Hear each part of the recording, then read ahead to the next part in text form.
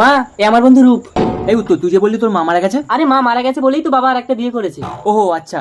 এইবার কি আমি টের পাইছি? রূপ তুই বস, আমি একটু দোকান থেকে আসি। ঠিক আছে। রূপ, তুমি সত্যিই খুব সুন্দর। Thank you. একটু আমার বেডরুমে চলো না। মানে? আমার যৌবনের বাগানে ফুল ফুটেছে, কিন্তু মধু খাওয়ার মতন মৌমাছি পাচ্ছি না।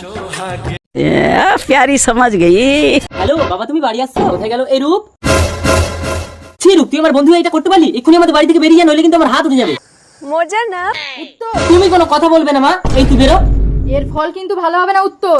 হ্যাঁ তোমার যা ইচ্ছে করে নাও। তোরে আমি ছাড়ব না। কি হয়েছে চোখে? যাও তো, তোমার ওই আগের পক্ষের ছেলে উত্তর কুমদ্রম নিয়ে আমার হাত ধরে টানছিল। ওই ছেলেকে বাধা দিতে এসেছিল বলে ধাক্কা মেরে মেরে নিয়ে যাচ্ছে। দুষ্ট গরুর থেকে শূন্য গোয়াল অনেক ভালো। ওকে আজ আমি মেরেই ফেলবো। বেরো, উত্তর! বাবা আমার কথাটা শোনো। আপনার কি মাথা খারাপ হয়ে গেছে?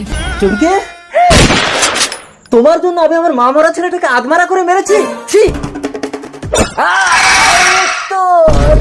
তুমি তোমার স্বামীকে মেরে দিলে? শুধু তোমার জন্য। বেটি করে বেটি নির্লজ্জ বেহায়া চিচি এই ধরনের মেরে না জুতা দিয়ে মারা উচিত। স্যার দেখুন, আমি জানতাম এরা আমার বাবাকে মেরে ফেলবে। এই এ কাজ কে করেছে? স্যার আমি না, এরকম একটা মেয়ে যদি আমার ব্যাটার বউ হতো।